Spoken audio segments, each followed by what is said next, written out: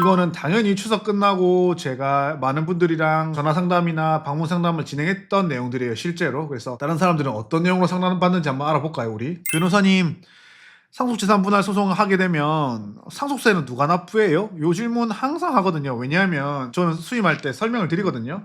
소송하게 되면 상속세 납부 기한에 대해서 설명을 드리면 처음엔 듣지도 않아요. 상속세에 대해서. 그런데 소송을 하게 되면 6개월 지나면 취득세가 날아와요. 기본적으로. 상속세는 신고 납부기 때문에 날아오지 않습니다. 취득세가 날아와요. 취득세 내라고.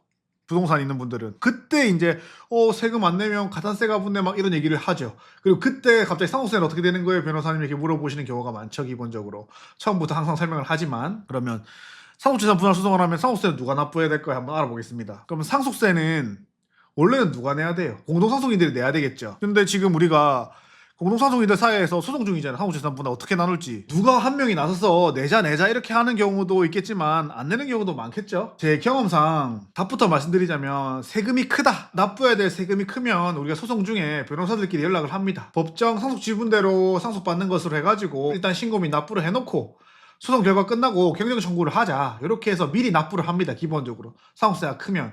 근데 상속세가 적으면요, 맞습니다. 안 냅니다. 상속세는 신고 납부기 때문에 신고도 하면서 납부까지 해야 되는 거거든요. 상속기일이 속하는 달의 말일로부터 6개월. 그러니까 우리가 기본적으로는 이제 뭐 사망한 날로부터 6개월 이렇게 말하지만 실제적으로 따지면 예를 들어서 6월 10일 날 사망하셨으면 6월 31일부터 이제 6개월이죠. 대부분 이제 말은 그냥 사망한 날로부터 6개월 이렇게 말은 많이 하는데 어쨌든 6개월 정도 안에 내야 되는 거. 신고도 하고 납부까지가 완료가 돼야 된다는 거. 기본적으로 상속세는 싸움이 붙게 되면 잘 안 내려고 하죠. 금액이 작으면. 그럼 어떤 일이 벌어지냐? 가산세가 붙죠.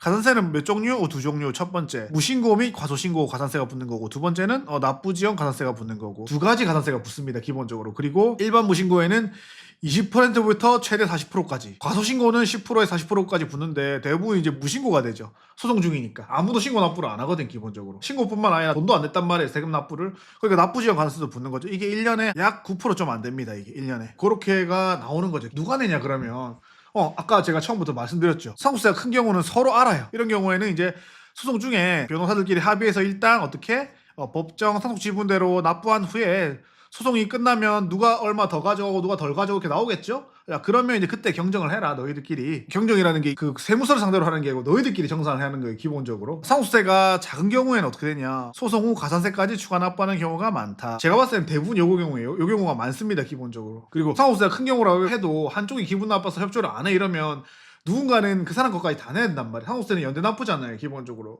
근데 선뜻 내려고 하는 사람들이 많이 없죠. 설득을 하죠, 저희가. 아니, 안 내면 가산세가 얼만데 내고 나중에 정산하는 게 안 낫겠냐 이렇게 얘기를 해도 말을 안 듣죠, 기본적으로. 그래서 상속세는 어떻게 된다? 요 두 가지로 나뉜다. 이거 알고 계시면 됩니다. 이 질문이 생각보다 많이 들어옵니다, 기본적으로.